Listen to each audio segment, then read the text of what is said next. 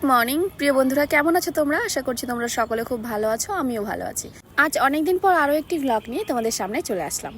তো সকাল সকাল উঠেছি বলে সব কাজকর্ম কমপ্লিট, পুজোও কমপ্লিট। আর সকালবেলাটা একটু তাড়াহুড়ো থাকে, তাই একটু তাড়াতাড়ি কাজগুলো করার চেষ্টা করি। আর এদিকে হলো বর এখন ফ্রেশ হচ্ছে, ততক্ষণে আমি সকালে ওর টিফিন রেডি করে ফেলবো। আর এদিকে রাত্রেবেলায় সব পরিষ্কার করে রেখেছি বলে একদম কিচেনটা পরিষ্কারই করা আছে, জাস্ট খালি উপরটা একটু ধুলো ধুলো হয়ে থাকে, ওটা একটু পরিষ্কার করে নিলাম।